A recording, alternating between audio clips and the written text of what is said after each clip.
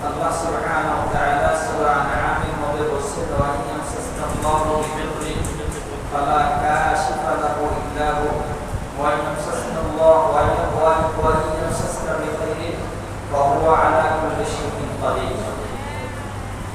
Allah Rabbul Alamin যদি কারো কোনো ক্ষতি করতে চান, পৃথিবীর কোনো শক্তি নেই এই ক্ষতিকে রদ করা। আল্লাহ যদি কারো কোনো ভালাই করতে চান, উপকার করতে চান, পৃথিবীর কোনো শক্তি নাই ভালাইকে কি করা, বাধা প্রদান করা। আয়াতের শব্দ সোজা কথা, আল্লাহ যদি কারো অমঙ্গল চান কেউ সে অমঙ্গল কাটতে পারবে না। আল্লাহ যদি কারো মঙ্গল চান কেউ সেখানে বাধা প্রদান করতে পারবে না। দ্বিতীয় আয়াত, ওয়ামা মা আসাবা মিন মুসিবাতিন ইল্লা বিইذنিল্লাহ, যত আযাব ও গজব, যত মুসিবত বালা সবগুলো কার হুকুমে হয়, আল্লাহর হুকুমে হয়। ওয়া ইউমিল্লাহ ইয়াহদি কলবাহু ওয়াল্লাহু বিকুল্লি শাইইন আলীম। যারা মুমিন, যারা আল্লাহ ওয়ালা, তারা আল্লাহ রাব্বুল আলামিনের প্রত্যেকটি সিদ্ধান্তের উপরে রাজি। এজন্য মুমিনের যখন কেউ জিজ্ঞেস করে ভাই আপনি কেমন আছেন, যতই অসুবিধা থাকুক না কেন তখন বলতে হবে কি আলহামদুলিল্লাহ। অসুস্থ একদম অসুস্থ তখন কি বলতে হবে আলহামদুলিল্লাহ। আলহামদুলিল্লাহ আলা কুল্লি হাল। কখন বলবে? যখন অসুবিধার মধ্যে থাকবে, পেরেশানির মধ্যে থাকবে, তখন মুমিন বলবে আলহামদুলিল্লাহ আলা কুল্লি হাল। আর যখন সেই সুখের মধ্যে থাকবে, ভালো থাকবে, তখন বলবে আলহামদুলিল্লাহ তাতিম্মুস সালিহাত। এটা শিখে আজকে শিখতে হবে। যদি আপনি কোনো মুসিবতে থাকেন, ধরেন আপনার গায়ে প্রচন্ড জ্বর, আপনার শরীরে জ্বর আছে, অথবা আপনি কোনো অসুবিধার মধ্যে পেরেশানির মধ্যে আছেন, এখন যদি কেউ জিজ্ঞেস করে ভাই কেমন আছে, তখন কি বলতে হবে? সুখে নেই, বেশি খারাপ, এরকম বলা যাবে না। এরকম বলাটা গুনাহ, কুফরি, বলা যাবে না। কেন? সুখ দেন আল্লাহ, অসুস্থ দেন কে? আল্লাহ। আর সুখটাও আবার হাতের কামাই, অসুস্থটাও আবার কি হাতের কামাই। এই জন্য বলতে হবে আলহামদুলিল্লাহ আলা কুল্লি হাল। আল্লাহ যেমন রাখছে আলহামদুলিল্লাহ, আল্লাহ শুকর, আল্লাহ শুকর। আল্লাহ যেমন রাখছেন আল্লাহ শুকর। আলহামদুলিল্লাহ তুমি সকল প্রশংসা আল্লাহর জন্য। আলা কুল্লি হাল, যেভাবে আল্লাহ আমাকে রাখছেন সেভাবেই আমি খুশি। আর একদম ভালো আছে, সুস্থ আছে, ভালো আছে, মন মেজাজ পুরোপুরি, তখন বলতে হবে আলহামদুলিল্লাহ তাতিম্মুস সালিহাত। আল্লাহ পাকের প্রশংসা, তাতিম্মুস সালিহাত। আল্লাহ রাব্বুল আলামিন সব কাজ করার আমাকে দিয়েছেন, শক্তি দিয়েছেন, আল্লাহ আমাকে ভালো রেখেছেন। আলহামদুলিল্লাহ। ওই অবস্থা কি বলতে হবে? কেউ ভেরা দুটো আয়াত দিল।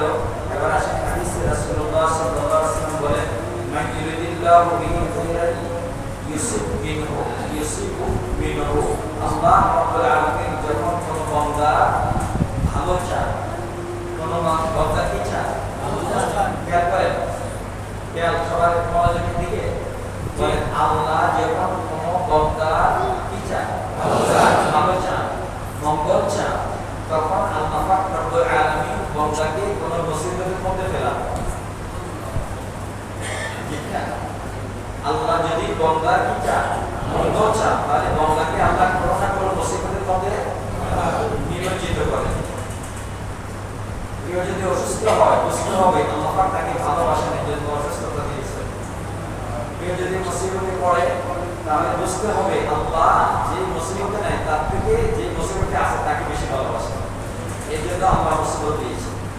আর মুসিবত এটা আল্লাহ পাকের ডাইরেক্ট রহমত। মুসিবতের কারণে আল্লাহ বান্দার গুনাহগুলো একটা একটা করে সব মোচন করে দেন। সুবহানাল্লাহ। আলহামদুলিল্লাহ। এই জন্য রাসূল বলেন মান ইউরিদিল্লাহু বিহি খাইরান ইউসিব মিনহু। আল্লাহ যার মঙ্গল চান তাকে কি মুসিবতে ফেলান, তাকে কি একটা মুসিবতের মধ্যে রাখেন। এই জন্য দেখবেন যুগে যুগে সারা পৃথিবীতে যে আল্লাহর যত ঘনিষ্ঠ, যে আল্লাহর যত তার মুসিবত বেশি, আল্লাহর ওলিদের মুসিবত বেশি। আলেম ওলামাদের মুসিবত বেশি। বুঝতেছেন তো কেন? আল্লাহ বলেন, আল্লাহর হাবিব বলেন, মান ইউরিদিল্লাহু বিহি খায়রা, আল্লাহ যার খায়ের চান, যার মঙ্গল চান, যার কল্যাণ চান, ইউসিবহু মিনহু, আল্লাহ তাকে মুসিবতে ফেলান। বুঝতেছেন ইসলাম অর্থ? এবার আসুন, রাসূলুল্লাহ সাল্লাল্লাহু আলাইহি ওয়াসাল্লামকে জিজ্ঞেস করা হয়েছে, ও আল্লাহর রাসূল সাল্লাল্লাহু আলাইহি ওয়াসাল্লাম, সাল্লাল্লাহু আলাইহি ওয়াসাল্লাম, সাল্লাল্লাহু আলাইহি ওয়াসাল্লাম, আল্লাহর নবীকে জিজ্ঞেস করা হয়েছে, আশাদুল বালা আইয়ুন নাসি আশাদুল বালা, হে আল্লাহর রাসূল, মানুষের মধ্যে সবচেয়ে বেশি কঠিন পরীক্ষা মুসিবত আল্লাহ কাদেরকে দিয়েছে? কাকে জিজ্ঞেস করা হয়েছে? রাসূলকে। কে জিজ্ঞেস করছেন? সাহাবায়ে কেরাম। কি জিজ্ঞেস করছেন? আইয়ুন নাসি আশাদু আল বালা, মানুষের মধ্যে সবচেয়ে বেশি কঠিন পরীক্ষা আল্লাহ কার থেকে নিয়েছে? বলেন তো প্রশ্নটা কি? বলেন প্রশ্নটা কি? বলেন। সাহাবী আল্লাহ রাসূলকে কি প্রশ্ন করেছেন? এই আল্লাহর রাসূল, মানুষের মধ্যে সবচেয়ে কঠিন পরীক্ষা আল্লাহ কার থেকে নিয়েছে? বলেন প্রশ্নটা বলেন তো। এটা একটা ক্লাস ভাই, এটা কি ক্লাস? আমার প্রত্যেকটা জুমাকে আমি কি মনে করি? ক্লাস 10 মনে করি। এটাই হওয়া স্বাভাবিক। আমি বলবো, আপনারা উত্তর দেবেন, আপনারা বলবেন, আমি বলবো, ইনশাআল্লাহ। এটা তো কি 10 ক্লাস। বলেন তো রাসূল সাল্লাল্লাহু আলাইহি ওয়াসাল্লামকে সাহাবী কি প্রশ্ন করেছেন? আইয়ুন নাসি আশাদু আল বালা, হে রাসূল সাল্লাল্লাহু আলাইহি ওয়াসাল্লাম, মানুষের মধ্যে সবচেয়ে বেশি পরীক্ষিত কে হয়েছে? সবচেয়ে বেশি আল্লাহ মুসিবত বালা দিয়ে কার থেকে পরীক্ষা নিয়েছে? কথাটা বুঝতে পেরেছেন? আপনারা কথাটা বলেন তো। রাসূলকে সাহাবীকে জিজ্ঞেস করেছেন, মানুষের মধ্যে কার থেকে আল্লাহ বেশি পরীক্ষা নিয়েছে? বলেন মানুষের মধ্যে কার থেকে আল্লাহ বেশি পরীক্ষা নিয়েছে? প্রশ্নটা বুঝতে পেরেছেন? আমি আপনাদের মুখোমুখি এই প্রশ্নটা কেন করেছি জানেন? আমার সামনের 45 মিনিটের আলোচনা আমার এই প্রশ্নের মধ্যে থাকবে।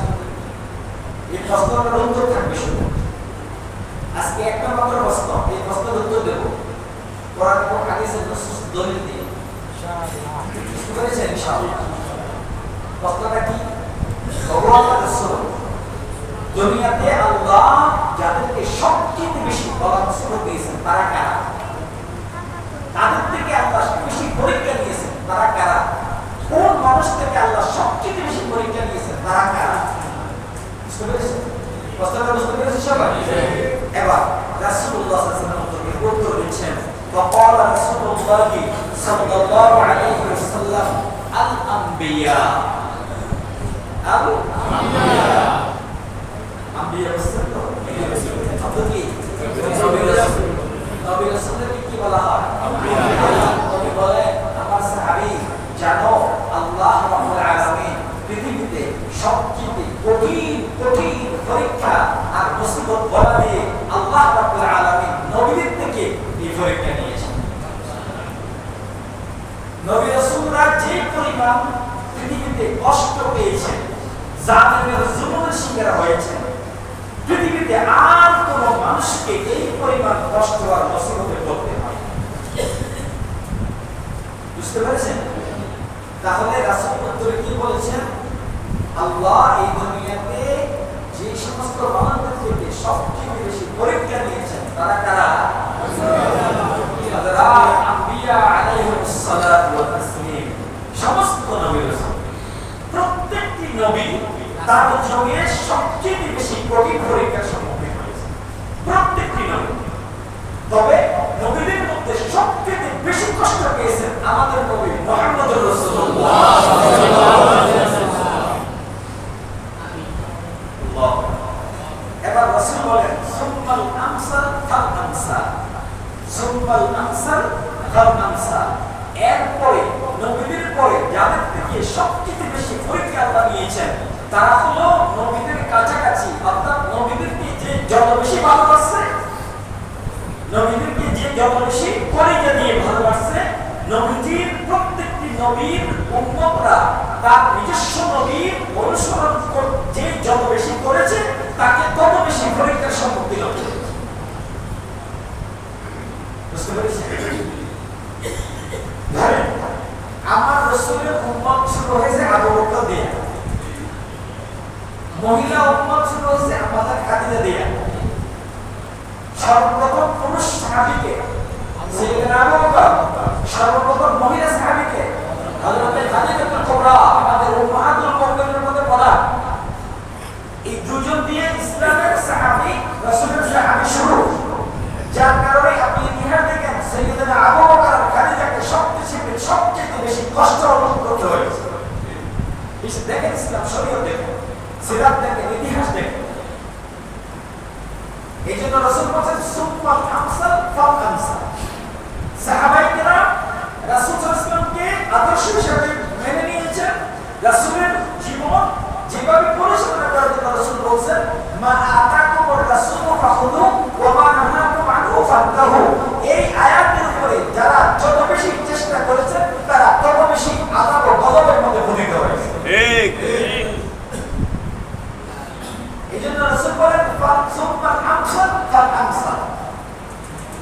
এই দুটো শব্দের অর্থ হলো ইসলামকে যে যত বেশি মানতে চেষ্টা করবে, শরীয়তকে যে যত বেশি তার জীবনের সাথে, তার পারিবারিক জীবন, তার সামাজিক জীবন, তার রাষ্ট্রীয় জীবনের সাথে যে যত বেশি পালন করার জন্য চেষ্টা করবে, তাকে সেই পরিমাণ কষ্ট অনুভব করতে হবে, তার উপরে সেই পরিমাণ মুসিবত আসবে, তার উপরে সেই পরিমাণ অপবাদ আসবে। এবার রাসূলুল্লাহ সাল্লাল্লাহু আলাইহি ওয়াসাল্লাম বলেন ফায়াবতালিয়ার রাজুলু আলা হাসাবি দীনিহি। প্রত্যেকটি মানুষকে তার দ্বীন অনুযায়ী তাকে মুসিবতের মধ্যে পতিত হতে হবে। এই কথাটা বুঝছেন? আপনি দ্বীন কতটুকু ফলো করছেন এইটার উপরে আপনার উপর নির্ভর করবে আপনার শাস্তি। আপনার ঈমান যত মজবুত আপনার পরীক্ষা তত মজবুত, যত কঠিন। যার ঈমান যেমন তার পরীক্ষা তেমন। কি বুঝছেন? এগুলো শান্ত জমা। তারপরে আসে রাসূলুল্লাহ সাল্লাল্লাহু আলাইহি ওয়াসাল্লাম বলেন ফাইন কানা রাকিকাদ দ্বীন ইবতালা আলা হাসবি যালিক। যার ঈমান যত সহজ হালকা তার শাস্তিও হালকা, তার কষ্টও দুনিয়াতে হালকা। বুঝেন না? এখন আমি আমাকে নিয়ে বলি, আমার ঈমান অনুযায়ী আমি যতটুকু শাস্তি পাচ্ছি, আমার একজন মুসলিম ভাই সেই তার ঈমান অনুযায়ী যতটুকু শাস্তি পাচ্ছি। বুঝেন না? আরো সামনে আমি আলোচনা দিই, কথাগুলো আপনাদেরকে ফুটিয়ে বলবো। রাসূল বলেন যার ঈমান যত হালকা তার দুনিয়াতে পরীক্ষা তত হালকা, যার ঈমান যত শক্ত আর কঠিন তার পরীক্ষা দুনিয়াতে তত শক্ত তত কঠিন। বুঝতে পেরেছেন? আল্লাহ রাব্বুল আলামিন, আমরা আয়াত এবং দুটো হাদিসের তরজমা এবং দুটো আয়াতের তরজমা সাত তরজমা আমরা পড়েছি। এবার আসুন, বর্তমানে গত এক সপ্তাহ থেকে শাইখুল হাদিস ইবনে শাইখুল হাদিস মুক্তি লাভ করার পর থেকে আমাদের দেশের কিছু ভাইরা, আমি বলবো অবুঝ ভাইরা, আপনারা যারা মিডিয়ার মধ্যে আছেন, যারা ফেসবুক ইন্টারনেট ব্যবহার করেন, তারা দেখতে পাচ্ছেন আমাদের দেশের কিছু ভাইরা তারা বলতেছে আমরাও তো শক্ত শক্ত কথা করি, কিন্তু আমরা আল্লাহর ওলিদেরকে ভালোবাসি, এই জন্য আমাদের মামলা হামলা আসে না, আমাদের উপরে মুসিবত আসে না। যারা আল্লাহর ওলিদের দুশমন, এরা যতই গরম কথা হোক, আল্লাহর ওলিদের দুশমনির কারণে তারা জেলখানা যায়, তাদের হাত করা লেগে যায়, তাদের উপরে মুসিবত বলা আসে। কিন্তু আমরা আল্লাহর ওলিদেরকে ভালোবাসি, আমরা মাজার জিয়ারত করি, মাজারে ওরস করি, এই জন্য আমাদের উপরে কি আসে না? শাস্তি আসে না। আমাদের উপরে হামলা মামলা আসে না। এটা নিয়ে পুরাতন পাহাড় আজকে বাংলাদেশের মুসলমানদের মধ্যে বিরক্তিশীল হয়েছে। তাহলে কি যারা জেলখানা গেছে এরা সবাই কি ইসলামের দুশমন? যারা আল্লাহর ওলিদের দুশমন? আল্লাহর ওলিদের বদদোয়ার কারণে এরা জেলখানা গিয়েছে। আমি আয়াতগুলো আর হাদিস কেন পড়ছি আপনারা একটু বুঝতে পেরেছেন? এবার আসেন প্রিয় হাজিরিন, যদি তাই যদি সত্য হয়,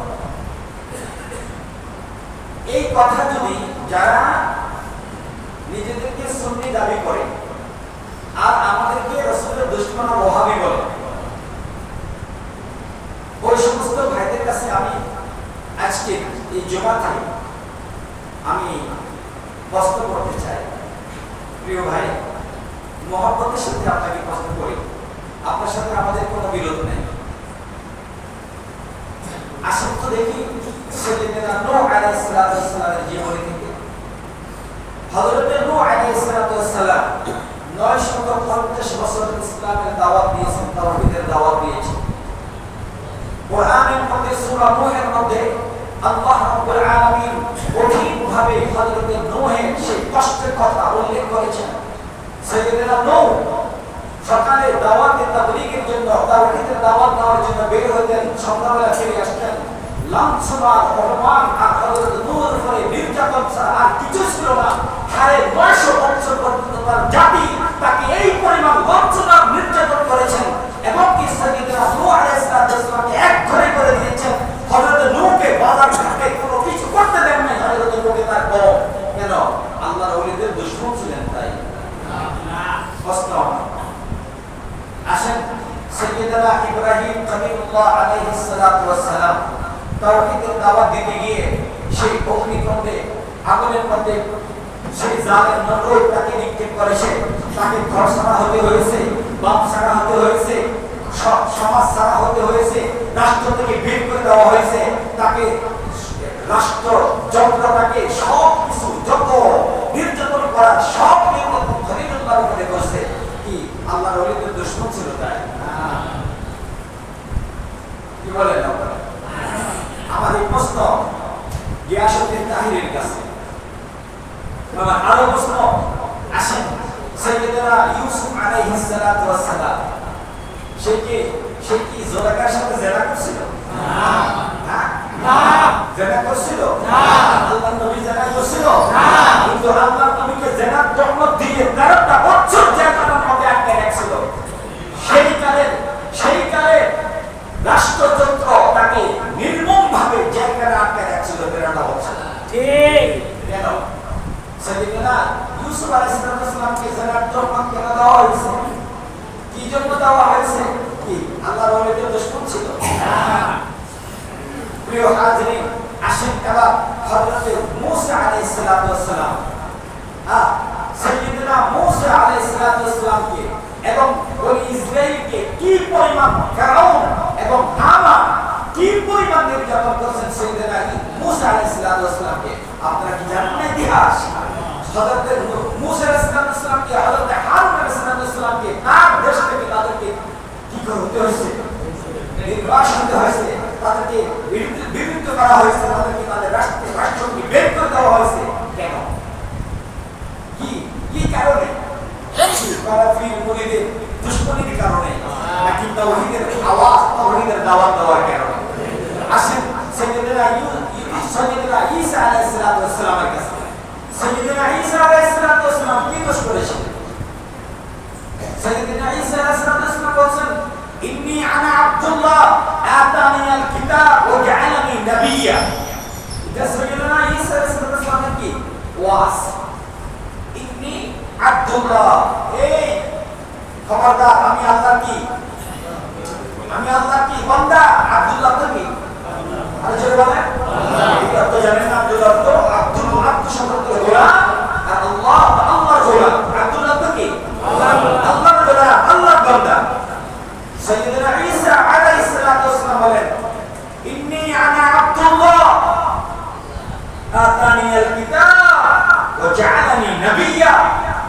এই যারা আমার মাকে বিরক্ত করছো, খবরদার, গোলাম। কখন কথা বলছে? যখন দুধের শিশু, সাইয়েদনা ঈসা দুধের শিশু মাত্র দুনিয়াতে আসছে, মাত্র। আল্লাহ পাক রব্বুল আলামিন জবাব করে দিয়েছে কখন? যখন সাইয়েদনা মরিয়মকে মানুষ জেনার তহমত দিচ্ছে, জেনার তহমত দিচ্ছে। হযরত ঈসা আলাইহিস সালামকে জেনার সন্তান বলতেছে, জামার সন্তান বলতেছে, নাউযুবিল্লাহ। তখন সাইয়েদনা ঈসার মুখ জবান খুলে গেছে, বলছে খবরদার আমার মাকে গালি দিবা না। আমি আব্দুল্লাহ আতানিয়াল কিতাব, আমি আল্লাহর গোলাম, আমি আল্লাহর পক্ষ থেকে ইনজিল শরীফ নিয়ে আসছি। সুবহানাল্লাহ। ওয়া জাআলানি নবিয়্যা, আমি নবী হিসেবে তোমাদের কাছে প্রেরণ হয়েছি। খবরদার আমার মাকে গালি দিবা না। সেই ঈসা আলাইহিস সালামকে ইহুদিরা ফাঁসি দেবে, ফাঁসি দেওয়ার জন্য সাইয়েদনা ঈসা আলাইহিস সালামের কক্ষে প্রবেশ করেছে, যদিও তারা ফাঁসি দিতে পারে নাই। ওয়ামা কাতালুহু ওয়ামা সালাবুহু, তারা হযরত ঈসাকে হত্যা করতে পারে নাই, ছুরিতেও ছড়াতে পারে নাই। ওয়ালাকিন শুবিহা লাকুম, আল্লাহ তাদেরকে সন্দেহের মধ্যে ফেলে দিয়েছেন। বাল রাফাআল্লাহ, আল্লাহ হযরত ঈসাকে আকাশে উঠিয়ে দিয়েছেন। হযরত ঈসার উপর এত মুসিবত কেন আসছে? রিসালাতের দাওয়াত দিতে গিয়ে, তাওহীদের দাওয়াত দিতে গিয়ে মানুষ সাইয়েদনা ঈসার উপরে জুলুম করেছে। আসেন আমাদের প্রিয় নবী মুহাম্মদ আরবি সাল্লাল্লাহু আলাইহি ওয়াসাল্লাম দুশমন ছিলেন। আরে আমাদের নবী তো আল আমিন ছিলেন, আমাদের নবী তো ব্যাংক ছিলেন মক্কা। তখন ব্যাংক ব্যবস্থা ছিল না, আমাদের নবীর কাছে স্বর্ণ রূপা দিরহাম সব কিছু জমা রাখতে কারা? কুরাইশরা, কাফিররা, মূর্তি পূজনীরা আমার রাসূলকে আল আমিন মনে করতেন। সেই রাসূল শুধুমাত্র তাওহীদের এলান করার সাথে সাথে কুলু লা ইলাহা ইল্লাল্লাহ তুফলিহুন বলার সাথে সাথে পুরো মক্কাবাসী, পুরো কুরাইশবাসী আমার রাসূলের দুশমনের মধ্যে রয়েছে। আমার রাসূলের কেমন দুশমনী!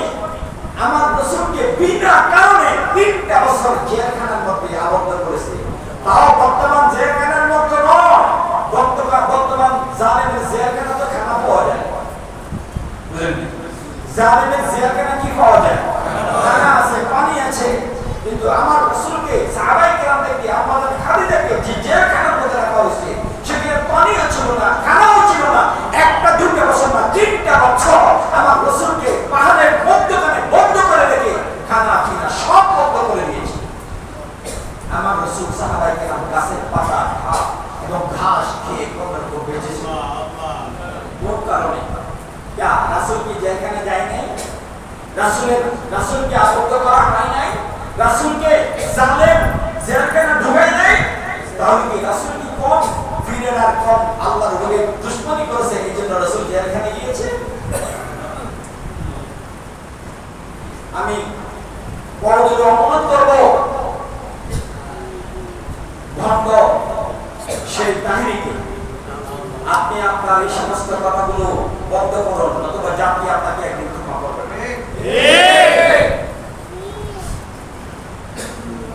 আরো আসেন হযরত আবু বকর সিদ্দিক রাদিয়াল্লাহু তাআলা আনহু, হযরত ওমর কেন শহীদ হয়েছে? কি দোষ করেছে হযরত ওমর? হযরত ওমর কি শহীদ না? ফজরের নামাজের সময় নামাজ পড়ছেন হযরত ওমর, পিছন দিকে আর একজন ইহুদি খঞ্জর মারে দিয়েছেন হযরত ওমরের কোমরে, বিষাক্ত খঞ্জর। হযরত ওমর 2 দিন পরে ইন্তেকাল করেছেন, শহীদ হয়ে গেছেন। কেন? কি দোষ করেছে হযরত ওমর? কার দোষ ছিল হযরত ওমর? কোন সাহেবকে কষ্ট দিয়েছে হযরত ওমর? কেন শহীদ হলো হযরত ওমরকে? আসেন হযরত ওসমান, কি দোষ করেছে হযরত ওসমান? কেন হযরত ওসমানকে শহীদ করা হয়েছে? আজও মক্কা শরীফের সেই জাদুঘরে হযরত ওসমান কোরআন তেলাওয়াত অবস্থায় তাকে শহীদ করা হয়েছে। কোরআনের মধ্যে এইভাবে হযরত ওসমানের সের মোবারক পড়ে গেছে, কোরআনের মধ্যে সেই রক্তের দাগ এখন পর্যন্ত সেই কোরআন মক্কা শরীফের সেই জাদুঘরে আছে, মদিনা শরীফের সেই জাদুঘরে আছে। এই দোষ করেছিল সাইয়েদনা ওসমান ইবনে আফফান, রাসূলের ডাবল জামাই কি দোষ করেছে? আসেন সাইয়েদনা আলী ইবনে আবি তালিব কাররামাল্লাহু ওয়াজহাহু কথা দেখেন। কি দোষ করেছে সাইয়েদনা আলী? কেন সাইয়েদনা আলীকে শহীদ করা হয়েছে? কেন হয়েছে সাইয়েদনা আলীকে শহীদ করা? এবার আসেন হযরত আবু হানিফা রাহমাতুল্লাহি আলাইহি কোন আল্লাহর ওয়ালির দুশমন ছিলেন? কোন ফিরের দুশমন ছিলেন? যার কারণে সাইয়েদনা আবু হানিফা রাহমাতুল্লাহি আলাইহি যার মাযহাবের অনুসরণে আমরা আছি, সাইয়েদনা আবু হানিফা রাহমাতুল্লাহি আলাইহিকে জালেমের জেলখানা থেকে তার লাশ বের করা হয়েছে কেন? কেন? আপনারা জানেন না হযরত আবু হানিফাকে কোথায় মারা হয়েছে? জেলখানার মধ্যে মারা হয়েছে। কেমন শাস্তি দিতেন হযরত আবু হানিফাকে? কি দোষ ছিল? তৎকালীন প্রেসিডেন্ট সেই দেশের বাদশা সেই এমন একটা মাসালা তার কাছে এনেছে। মাসালা নিয়ে কথা বলে আমার দেরি হয়ে যাবে, তো বলছে মাসালাটা এইভাবে ফতোয়া দাও যাতে আমার পক্ষে হয়। মানে কি সরকারের পক্ষে যেন মাসালাটা যায়। আবু হানিফা বলছে না, আল্লাহ আর রাসূলের হুকুম অনুযায়ী আমি তোমার পক্ষে মাসালাটা দিতে পারবো না, আমি কোরআন হাদিস অনুযায়ী দেব। কথা হলো তোমাকে গ্রেফতার করব, তোমাকে হত্যা করব, হত্যা করতে পারো, গ্রেফতার করতে পারো, আমি তোমার পক্ষে কথা বলবো না আল্লাহ রাসূলের বিরুদ্ধে গিয়ে।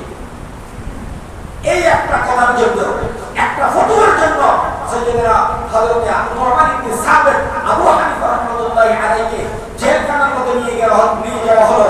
বারবার তাকে পীড়া দিচ্ছেন জেলখানার মধ্যে, আবু হানিফা তোমাকে ছেড়ে দেওয়া হবে, সরকারের পক্ষে ফতোয়া দাও। আবু হানিফা বলছেন আমি সরকারের পক্ষে ফতোয়া দেব না। এবার তারা আবু হানিফাকে আরো গরম করার জন্য, আবু হানিফাকে আরো তার মনকে আরো কষ্ট দেওয়ার জন্য আবু হানিফার আম্মা জানকে জেলখানা নিয়ে আসতো। আনিয়া বলছে তুমি সরকারের পক্ষে যদি ফতোয়া না দাও, তোমার মাকে কাপড় উলঙ্গ করে তোমার সামনে পিটানো হবে। আপনারা জানেন ইতিহাস, আবু হানিফার সামনে তার আম্মাকে কাপড় খুলে তৎকালীন জালেম বাদশা সাবক দিয়ে পিটাতো। আর আম্মা বলতো আবু হানিফা তুমি যদি আমার সন্তান হয়ে থাকো, তুমি আল্লাহর পক্ষে ফতোয়ার মধ্যে থাকো, তুমি কোন জালেমের পক্ষে ফতোয়া দিবে না। হাজার মা শহীদ হয়ে যেতে পারে, আবু হানিফা খবরদার তুমি আল্লাহর পক্ষে থাকো, কোন জালেমের পক্ষে থাকো না। এই ছিল হযরত আবু হানিফার নাম। এইভাবে আবু হানিফাকে কষ্ট দেওয়া হতো।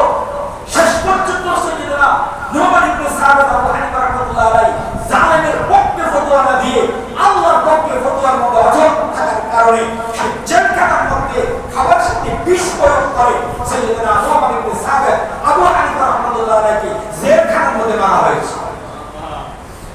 জেলখানার মধ্যে হত্যা করা হয়েছে। গিয়াসউদ্দিন তাহেরি, তুমি যে ইমামের আবু হানিফার ভক্ত বলে দাবি করো, তোমার ইমামের ইতিহাস তো দেখো, তোমার ইমাম কোন ফিরের বিরোধিতা করার জন্য জেলখানার মধ্যে তাকে মারা হলো। কি ঘটনা কি? আজকে শুধু শাইখুল হাদিস জেলখানা গেছে আল্লাহর ওলিদের বিরোধিতা করার কারণে, তাহলে নু'মান ইবনে সাবিত কোন আল্লাহর ওলির বিরোধিতা করেছে? জেলখানা যাওয়াই যদি কি হয় আল্লাহর ওলিদের বিরোধিতার কারণ হয়, তাহলে যুগ যুগ ধরে আল্লাহ রাব্বুল আলামিন এতগুলো নবীকে হযরত জাকারিয়া আলাইহিস সালামের দিয়া যায় না। জাকারিয়া থেকে আল্লাহর নবী নাম কি? জাকারিয়া আলাইহিস সালাম তাওহীদের দাওয়াত দিতে গিয়ে কাফেরদের কথা না শোনার কারণে তারা হত্যা করবে। হযরত জাকারিয়া ভয়ে দৌড় দিয়ে একটা গাছে বলছে তুমি দুর্গন্ধ হয়ে যাও। হযরত জাকারিয়া গাছের মধ্যে ঢুকে গেছে, গাছ মিলে গেছে। জানেন না আপনারা এই গাছের উপর দিয়ে পরাত দিয়ে হযরত জাকারিয়াকে দুর্গন্ধ করা হয়েছে আল্লাহর নবীকে। কি দোষ ছিল হযরত জাকারিয়া? আসেন হযরত ইমাম আবু হানিফার ঘটনা বলছি। হযরত আহমদ ইবনে হাম্বলি মাযহাবের ইমাম, নাম কি? আহমদ ইবনে হাম্বল। প্রতিদিন জেলখানায় তাকে 80টা জোড়া লাগানো হতো সরকারের পক্ষে থাকার জন্য, সরকারের পক্ষে অন্যায়ভাবে সরকারের পক্ষে ফতোয়া দেওয়ার জন্য। হযরতে কি হাম্বলি মাযহাবের ইমাম আহমদ ইবনে হাম্বল রাহমাতুল্লাহ আলাইহি প্রতিদিন 80টি কারাগার করা হতো। আসেন হযরত ইমাম মালিক মাযহাবের ইমাম তাকে কি পরিমাণ নির্যাতন করা হয়েছে, তাকে জেলখানা কত কষ্ট দেওয়া হয়েছে। হযরত শাফিঈর ঘটনা দেখেন, ইবনে তাইমিয়া রাহমাতুল্লাহ আলাইহির ঘটনা দেখেন, যুগ যুগ ধরে আল্লাহর যত বড় বড় ওলিরা প্রত্যেকটি আল্লাহর ওলিকে এরকম কঠিন জেলখানার নির্যাতন ভোগ করতে হয়েছে। তাহলে আজকে যারা এটা বলে বেড়া আমরা পীর মুরিদের পক্ষে, আল্লাহর ওলিয়াদের পক্ষে, এর জন্য আমাদের উপরে মুসিবত আসে না, না, মিথ্যা কথা। তোমরা চাটুরে, ওরা মানে চাটুরে, তোমরা জালেম শাসকের পাও চাটা গোলাম, যার কারণে তোমাদের উপরে গজব আসে না। আমরা তাওহীদের কথা বলে দেখো, যেভাবে শাইখুল হাদিস তাওহীদের কথা বজ্র কণ্ঠে, বলিষ্ঠ কণ্ঠে বলেছে, তুমিও সেরকম বলে দেখো, আগামীকাল তোমার অস্তিত্ব থাকবে না। আমরা সেরকম বলি না বলে আমরা বেঁচে আছি। প্রিয় ভাই, এই জন্য আমি আজকে আপনাদের সামনে আয়াতগুলো পড়েছি। মনে রাখবেন, কোন জালেম যদি কোন আল্লাহ ওয়ালার উপরে জুলুম করে, তাহলে মনে রাখবেন এই জুলুমটা হলো সে যে মুত্তাকি, সে যে আল্লাহ ওয়ালা, সে যে জান্নাতি, তার পরিচয় একমাত্র গ্যারান্টি। কারো উপরে মুসিবত আসার অর্থই না সে কি জাহান্নামী হয়ে গেছে, সে গুনাহগারের জন্য মুসিবত আসছে না, বরং আমার আল্লাহ তার ঈমানটাকে আরো পুষ্টি পাবলে পরীক্ষা করার জন্য তাকে মুসিবতে পতিত করেছে। যুগে যুগে আল্লাহর ওলিদেরকে, কোরআনের পাখীদেরকে এইভাবে জেলখানার মধ্যে মারা হয়েছে, বুঝছে না? আল্লাহ আমাদেরকে বুঝদান করুন। এই সমস্ত ভণ্ড যারা সুন্নি নামে ভণ্ডামি করে, এদের ভণ্ডামি থেকে আমাদের ঈমান ও আমাদের আমলকে হেফাজত করুন। আমিন। এবার আসুন, যে জিনিসটা নিয়ে বর্তমানে সবচেয়ে বেশি তোলপা, আমাদের নবী কখন থেকে নবী হয়েছে? আমাদের নবী কখন থেকে নবী হয়েছে? আমাদের দেশের অত্যন্ত প্রিয়, প্রত্যেকটি মুসলমানদের হৃদয়ের স্পন্দন একজন শায়েখ, নাম শায়েখ আহমদুল্লাহ হাফিজাহুল্লাহ। তাকে চিনেন নাকি? আস-সুন্নাহ ট্রাস্ট যিনি পরিচালক, সভাপতি, চেয়ারম্যান, শায়েখ আহমদুল্লাহ হাফিজাহুল্লাহ, নাম শুনছেন না? যিনি হাজার হাজার লক্ষ লক্ষ দুস্থ গরিব মানুষের একমাত্র অবলম্বন। বন্যা আসুক, ছিড়ন আসুক, যেখানে আগুন লাগছে, কারো ঘর জ্বলে গেছে, কেউ পানিতে ডুবে মারা গেছে, প্রত্যেকের ঘরে সর্বপ্রথম দৌড় দেখে শেখ আহমদুল্লাহ হাফিজাহুল্লাহ হাজার হাজার বৃদ্ধ গরিব ভাইদেরকে রিক্সা কিনে দিয়েছে, সেলাই মেশিন কিনে দিয়েছে, হাজার হাজার গরু ছাগল কিনে দিয়েছে, হাজার হাজার সুনামগঞ্জ সহ বন্যা কবলিত এলাকাগুলোর মধ্যে যিনি ঘর করে দিয়েছে, খাদ্য নিজের কাঁধে করে মাথা করে পৌঁছে দিয়েছে, তার নাম শেখ আহমদুল্লাহ হাফিজাহুল্লাহ। একটা নাম বলার সাথে সাথে আপনি যে কোনো মিডিয়াতে দেখবেন বেশি আসবে শেখ আহমদুল্লাহ হাফিজাহুল্লাহ। আর যুগ শ্রেষ্ঠ একজন আলেম, বিদ্যুৎ বিদ্যুৎ কথা বলে, হ্যাঁ, ওনার সাথে আমার কয়েকটা আকীদাগত, কয়েকটা মাসলাগত আমার সাথে ওনার সাথে মতামত থাকতেই পারে, স্বাভাবিক থাকবে, কিয়ামত পর্যন্ত থাকবে। কিন্তু উনি বক্তৃতার মধ্যে বলেছেন, আল্লাহর নবী সাল্লাল্লাহু আলাইহি ওয়াসাল্লাম যখন বয়স 40 হয়, তখন আল্লাহ রাব্বুল আলামিন হেরা গুহার মধ্যে নিয়ে আল্লাহ রাসূলকে নবুয়ত প্রদান করেছেন। ইকরা বিসমি রাব্বিকাল্লাযী খলাক, কোরআনের প্রথম আয়াত নাযিল করে আল্লাহ রাসূলকে নবুয়তের জিম্মাদারি আল্লাহ রাসূলের হাতে অর্পণ করেছেন। অর্থাৎ আল্লাহর নবী নবীর জিম্মাদারি পেয়েছেন কত বছর বয়সে? 40 বছর বয়সে। এই কথা বলার পরে কবর পূজারীদের মহলে, ভণ্ডদের আস্তানায় যারা নিজেদেরকে সুন্নি দাবি করে, তাদের গৃহের মধ্যে আগুনের হিংসার আগুন দাউ দাউ করে জ্বলছে। তারা বলে শেখ আহমদুল্লাহ হাফিজাহুল্লাহ আল্লাহ রাসূল 40 বছরে আল্লাহ নবুয়তের জিম্মাদারি দিয়েছেন, এই কথা বলে উনি নাকি কাফের হয়ে গেছে। আপনাকে 24 ঘন্টার মধ্যে তওবা করতে বলছে, অথবা আমাদের গিয়াসউদ্দিন চাচা এই দুষ্ট শয়তান, বোবা শয়তান শাইখ আহমদুল্লাহ হাফিজাহুল্লাহর বিরুদ্ধে নাকি মামলা করে। আপনারা শুনতেছেন না? জোর সরে চলছে। এখন প্রশ্ন হলো, আমার অনেক মুসলিমদের প্রশ্ন বুঝুন, তাহলে সত্যি রাসূল সাল্লাল্লাহু আলাইহি ওয়াসাল্লাম কখন থেকে নবী? এই প্রশ্নটা আল্লাহ রাসূলকে সাহাবায়ে কেরাম করেছে। ইয়া রাসূলুল্লাহ, ইয়া রাসূলুল্লাহ, আপনি কখন থেকে নবী? আমার বুখারী শরীফে 4খানা হাদিস আমি আজকে আমার খুতবাতে এনেছি। কথা আর কেউ যেন না বলবে, না মানবে না কেন? গেট খুলতে দেবেন না। তুমি আসছেন না, এখানে বসতে হলে 12টার আগে আসতে হবে।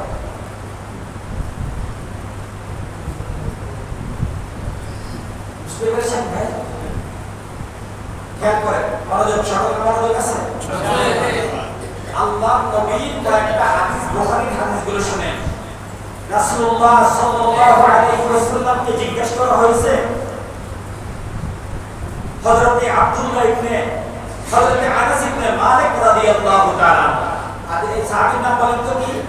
আনাস ইবনে মালিক রাদিয়াল্লাহু তাআলা, রাসূলের জলিলুল কদর সাহাবী। বলেন তো নামটা কি? আনাস। বলে আনাস। সাহাবীর নাম কি?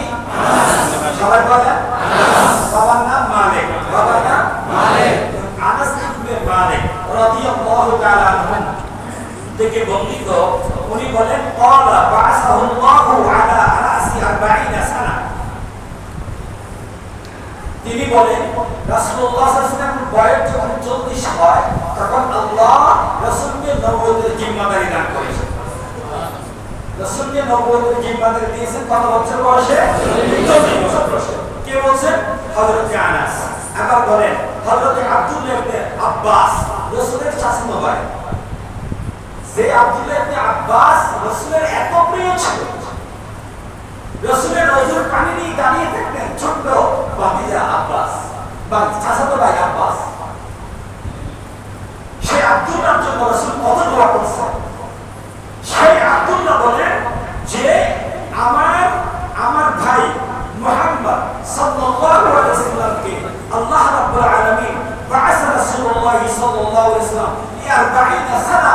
আমার ভাই মুহাম্মদ সাল্লাল্লাহু আলাইহি ওয়াসাল্লামকে আল্লাহ রাব্বুল আলামিন 40 বছর যখন পূর্ণ হয়, তখন আমার ভাইকে আল্লাহ রাব্বুল আলামিন নবুয়তের জিম্মাদারি দিয়েছেন। সুবহানাল্লাহ।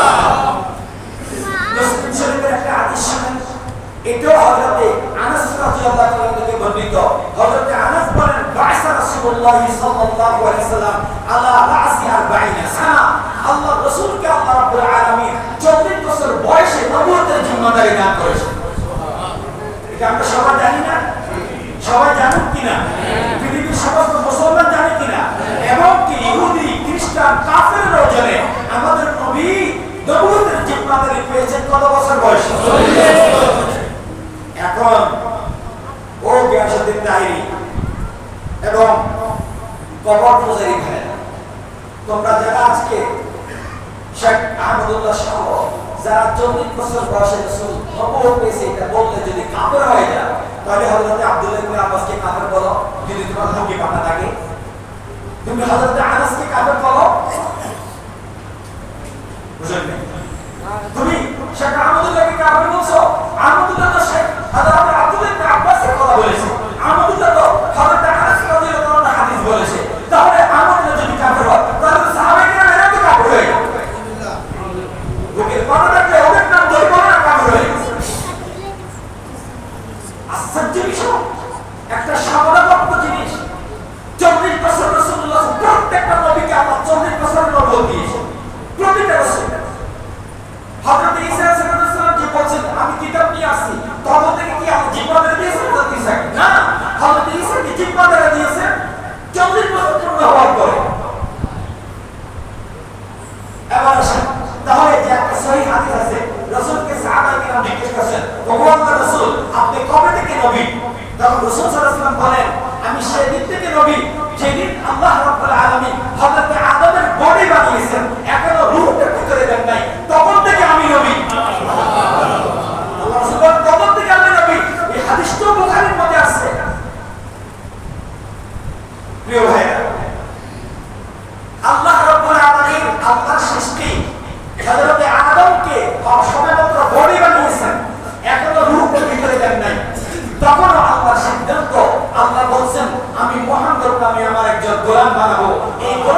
নবী বানাবো, তাকে আমি রিসালাত দেব।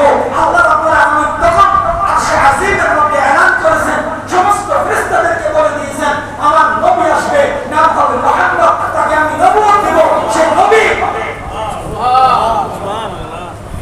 আল্লাহ রাব্বুল আলামিন এটা দুনিয়ার জগতের বাহিরের জগতে গিয়ে বলছেন যে আমি মুহাম্মদ নামে একজন গোলামকে বানাবো, এই নবী, তাকে নবী হিসেবে আমি সাব্যস্ত করেছি, এলান করে দিলাম তাকে আমি নবী বানাবো। এর অর্থ কি? এর অর্থ আল্লাহ রাব্বুল আলামিন তখন থেকে আল্লাহর সিদ্ধান্ত, আল্লাহ রাসূল কি মুহাম্মদ কি হবে? নবী হবে।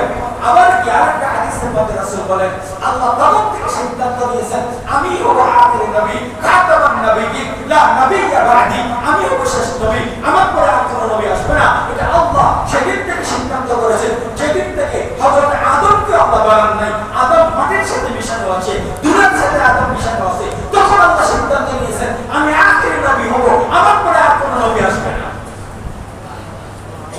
এর অর্থ কি? এর অর্থ কি?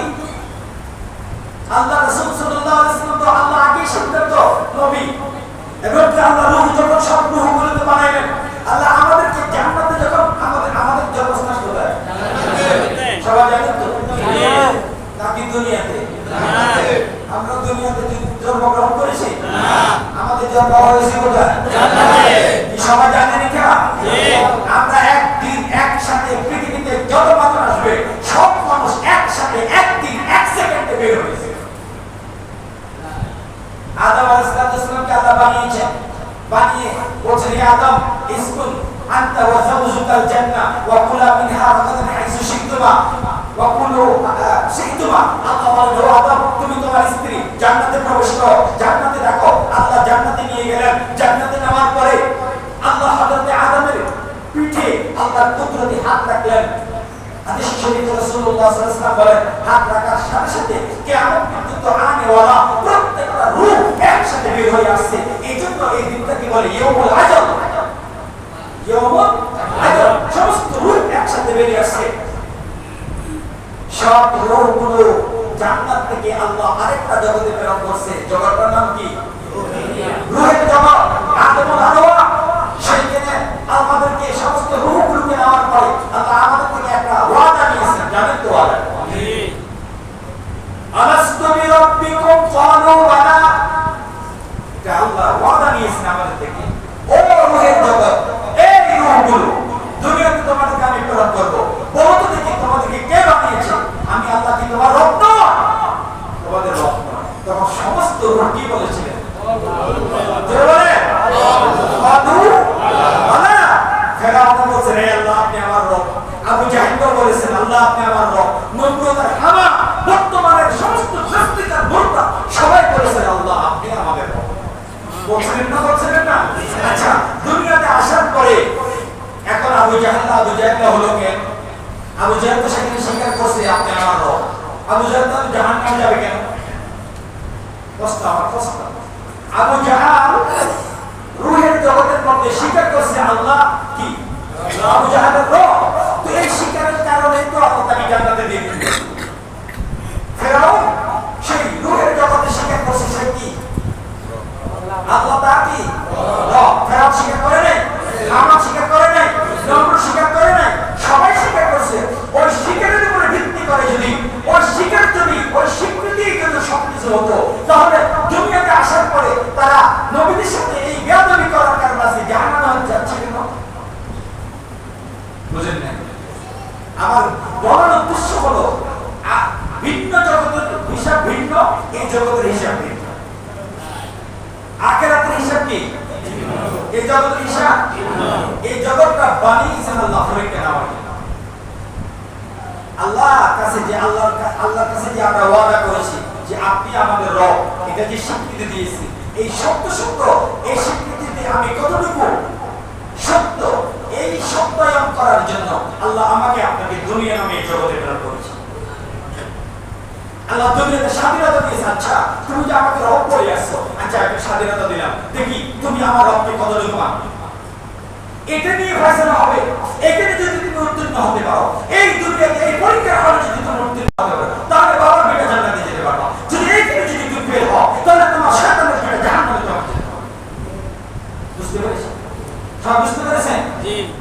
তাহলে আল্লাহ রাব্বুল আলামিন রূহগুলো বানানোর পরে নবীদের রূহ কতগুলো হবে আল্লাহ তখন থেকে সিলেক্ট করে বলছে। বুঝেন নাই কোন রূহ নবীদের হবে? হযরত আদমের রূহ কোনটা হবে? হযরতে তারপরে নূহ রূহ কোনটা হবে? হযরত ইব্রাহিমের রূহ কোনটা হবে? আল্লাহ প্রত্যেকটি নবীর রূহগুলোকে আলাদা আলাদা সিলেক্ট করে দিয়েছেন। কোথায়? জান্নাতে আল্লাহ পাক এগুলি কি করে ভাগ করে দিয়েছেন এবং কি ভাগ করে বলছেন এই রূহগুলো আমি নবী, এই রূহগুলোকে আমি নবী হিসেবে বানাবো, একটি নবী হিসেবে দুনিয়াতে প্রেরণ করব। এই রূহগুলো নবীদের হবে সাহাবী হবে, এই রূহগুলো আবু বকরের সাহাবী হবে, এই রূহগুলো মুহাম্মদের সাহাবীর রূহ, এগুলো তাবিদের রূহ, এগুলো তাবিদের রূহ, এটা আইনের মুস্তাহিদের রূহ, এটা অমুকের রূহ, এটা আমার রূহ, এটা আপনার রূহ। প্রত্যেকটা রূহকে আল্লাহ রাব্বুল আলামিন সেখানে সিলেক্ট করে দিয়েছেন। এখন তো প্রত্যেকটা নবী তো আল্লাহ রাব্বুল আলামিন রূহ যখন বানিয়েছেন তখনই সিদ্ধান্ত নিয়েছেন যে কি হবে? নবী হবে। আমার নবীর রূহ যখন আল্লাহ বানিয়েছেন তখন আল্লাহ এটা সিদ্ধান্ত নিয়েছেন আখেরি নবী হবে, এটাকে আমি আখেরি নবী বানাবো, এটা আমার শেষ নবী, এটা আমার বন্ধু হবে, এটা আমার হাবিব হবে। এটা আল্লাহ আগে থেকে সিদ্ধান্ত নিয়েছেন। এই জন্য রাসূল বলছেন আদম আলাইহিস সালাম তৈরি হওয়ার আগে আমি নবী। এর অর্থ এই নয় আল্লাহ তখন থেকে নবুয়তের জিম্মাদারি ওনাকে দিয়েছেন। বুঝেন নাই? আল্লাহ দুনিয়াতে আসার সাথে সাথে নবুয়তের জিম্মাদারি দেন নাই, কিন্তু রাসূল তো দুনিয়াতে আসার পরও কি ছিলেন? নবী ছিলেন। এটা আমার সিদ্ধান্ত। একজন নবীও দুনিয়াতে জন্মগ্রহণ করার পর থেকে নবুয়ত পাওয়ার আগ পর্যন্ত একটা গুনাহ করেন নাই। কোন নবী? প্রত্যেকটা নবী মাসুম। প্রত্যেকটা নবী কি মাসুম? আল্লাহর নবীর থেকে নিয়ে একটা নবীর ইতিহাস দেখেন, কোন নবী জন্মের পর থেকে নবুয়ত পাওয়ার আগ পর্যন্ত একটা গুনাহ করেন নাই, একটা সগীরা গুনাহ করেন। আল্লাহর নবী দুনিয়াতে আসছেন, মা হাবিবাতুস সাদিয়া আল্লাহর নবীকে নিয়ে গেছেন। আল্লাহর নবী যখন হালিমাতুস সাদিয়া নিজের ঘরে নিয়েছেন তখন হালিমাতুস সাদিয়া তো সন্তান আছে, দুধের সন্তান। দুধের সন্তান হলে তো দুধের বিপদ থেকে রাসূলকে দুধ পান করানোর জন্য নিয়ে গেছেন, কিন্তু হালিমাতুস সাদিয়ার তো সন্তান আছে। এখন আল্লাহর নবী ডান পাশের স্তনের দুধ পান করে, বাম পাশে হালিমাতুস সাদিয়া বলেন আমি অনেকবার চেষ্টা করে দেখেছি মুহাম্মদকে বাম দিকের স্তনের দুধ পান করাতে পারে। কেন? কেন? মুফাসসিরিনে কেরাম বলেন ও যে দুধ পাই আছে, দুধ পাইয়ের হক যেন নষ্ট না হয়, আল্লাহর নবী দুধের থাকা অবস্থা আল্লাহ রাব্বুল আলামিন হক শিক্ষা দিয়েছে। তোমার যে দুধ পাই আছে, দুধ পাইয়ের জন্য বাম দিকের স্তনের দুধ রেখে দিবা, এখানে তুমি মুখ দিবা না, তুমি ডান দিকের স্তনের দুধ পান করবা। সুবহানাল্লাহ। মানে আল্লাহর নবীকে দুধের সন্তান থাকা অবস্থা আল্লাহ হেফাজত করেছে। কেন? এটা নবী। কেন? এটা নবী। মক্কার কুরাইশরা উলঙ্গ হয়ে কাপড় উলঙ্গ একদম ন্যাংটা হয়ে তাওয়াফ করত। আল্লাহ নবীকে তাওয়াফের জন্য নিয়ে যেত। যখনই আল্লাহ রাসূলকে কাপড় খোলার জন্য চাচারা বলতো, আল্লাহ রাসূল বেহুশ হয়ে যেতেন, ঘুম চলে আসতো। আল্লাহ রাসূল ঘুমাতে থাকতেন আর এরা তাওয়াফ করে আল্লাহ রাসূলকে নিয়ে চলে যেত। কারণ আল্লাহ রাসূলকে উলঙ্গ হতে দেন না আমার আল্লাহ। রাসূল সাল্লাল্লাহু আলাইহি ওয়াসাল্লাম তো নবী ছিলেন, সেদিন থেকে নবী, কিন্তু জিম্মাদারি দিয়েছেন আল্লাহ রাব্বুল আলামিন, শরীয়ত দিয়েছেন আল্লাহ রাব্বুল আলামিন 40 বছর বয়সে। মোট কথা সাধারণ যে কথাটা আপনারা বুঝবেন, আল্লাহ আনুষ্ঠানিকভাবে আল্লাহ রাসূলকে জিম্মাদারি দিয়েছেন কত? 40 বছর বয়সে। সেটাকে বলে শরীয়ত। যেটাকে কি বলে? শরীয়ত। এজন্য রাসূলুল্লাহ সাল্লাল্লাহু আলাইহি ওয়াসাল্লামের 40 বছর পরে 23 বছরের নবুয়তের জিন্দেগি প্রত্যেকটা কাজ আমার আপনার জন্য করা কি বাধ্য? শরীয়ত, এটা আপনাকে মানতেই হবে 23 বছরের জিন্দেগি। কিন্তু রাসূল সাল্লাল্লাহু আলাইহি ওয়াসাল্লাম জন্মের পর থেকে নিয়ে 40 বছর পর্যন্ত একটা গুনাহ করেন নাই। যা করেছেন সব মানুষের মঙ্গলের জন্য করেছেন, সবটা ভালো কাজ করেছেন। রাসূলের প্রত্যেকটি ভালো কাজ আমাদের আদর্শ। আমাদের আদর্শ। আল্লাহর নবী 15 বছর বয়সে একটা সংগঠন কায়েম করেছেন। সংগঠনের নাম কি? হিলফুল ফুজুল। হিলফুল ফুজুল একটা সংগঠন কায়েম করেছেন। ন্যায় বিচারের জন্য একটা সংগঠন কায়েম করেছেন। আমরাও আজকে ন্যায় বিচারের জন্য সংগঠন করতে পারি। আদর্শ, রাসূলের আদর্শ। তাই বলে কেউ যদি বলে রাসূল সাল্লাল্লাহু আলাইহি ওয়াসাল্লামকে আল্লাহ 40 বছরে নবুয়ত দিয়েছেন, আল্লাহ এটা তো কোরআনের কথা, এটা তো হাদিসের কথা, এটা তো রাসূলের কথা, সাহাবায়ে কেরামের কথা, এই কথা বললে কিভাবে মানুষ কাফের হবে? বুঝতে পেরেছেন? আমার মুসলিমরা, আপনারা বুঝতে পেরেছেন? যারা যারা আমাকে আজকে দুদিন থেকে বস্ত্রপুরি করতেছেন, আপনারা কি বুঝতে পেরেছেন? এই জন্য আমি আপনাদেরকে জবাব দিয়েছিলাম, আমি জীবনে ইনশাআল্লাহ এই ব্যাপারে আলোচনা করব। আমার আজকে সারা আলোচনা আপনাদের কথা বলি ক্লিয়ার। আল্লাহর নবী আদম আলাইহিস সালামকে বানানোর আগে থেকে কি নবী? এটা কি আল্লাহর ঘোষণার নবী? আল্লাহ কি ঘোষণার নবী? কিন্তু জিম্মাদারি দিয়েছেন কত বছর বয়সে? দুনিয়াতে আসার 40 বছর পর। দুনিয়াতে আসার 40 বছর পর কি দিয়েছেন? আনুষ্ঠানিকতার সাথে হেরা গুহার মধ্যে নিয়ে ধ্যানরত অবস্থায় হযরত জিবরাইলের মাধ্যমে সর্বপ্রথম আল্লাহ রাসূলকে জিম্মাদারি দেন কি? ইকরা বিসমি রাব্বিকাল্লাযী খালাক, খালাকাল ইনসানা মিন আলাক। 5টা আয়াত নাযিলের মাধ্যমে আল্লাহ রাসূলকে আনুষ্ঠানিকতার সাথে, আল্লাহ রাসূলকে কি বলে, মানে আল্লাহ রাসূলকে একটা সংঘবদ্ধভাবে আল্লাহর পক্ষ থেকে হযরত জিবরাইল জিম্মাদারি দিয়ে দিয়েছেন। কোথায়? গারে হেরা। প্রিয় ভাইরা, কথাগুলো মনের কান দিয়ে বুঝবেন, কলিজা দিয়ে বুঝবেন এবং শুনবেন, আমল করবেন। কোন ভ্রান্ত, কোন মাজার প্রচারিতের কথা কান দিয়ে খবরদার ইমানটাকে নষ্ট করবেন না। আমরা তো তোমাদেরকে চিনি, কয়েকদিন আগেও তুমি গান গাইছো, আল্লাহর দর রাসূলের দিয়া, আল্লাহ গেছে গায়েব হইয়া, রাসূলের দর খাজারে দিয়া, রাসূলও গেছে গায়েব হইয়া। এখন সব ধন আছে কোথায়? খাজার দরবারে। খাজারের তো দরবারেতে কেউ যায় না, খালি হাতে। কয়েকদিন আগে এই খন্ড এই কবরার এক মাহফিলের মধ্যে এই গানটা গেয়েছে, তাইছে না? আর কেউ যদি এই কথা বিশ্বাস করে সঙ্গে সঙ্গে কাফের হয়ে যাবে। ঠিক, সঙ্গে সঙ্গে কি হয়ে যাবে? কাফের হয়ে যাবে। আর যারা এরকম দুষ্ট ভক্তির লোক, এরা আহলে হক উলামায়ে কেরামদেরকে কাফের বলে। যারা জেলখানা যায় তাদেরকে টল করে, তাদেরকে নিয়ে উপবাস করে। আল্লাহ এই সমস্ত নাফাক ভণ্ডদের থেকে দেশ ও জাতি, হক্কানি উলামায়ে কেরামদেরকে হেফাজত করুন। আমিন। সত্য কথাগুলোকে সঠিকভাবে বুঝে আমল করার তৌফিক দান করুন। আমিন। ওয়া আখিরু দাওয়ানা আলহামদুলিল্লাহি রাব্বিল আলামিন।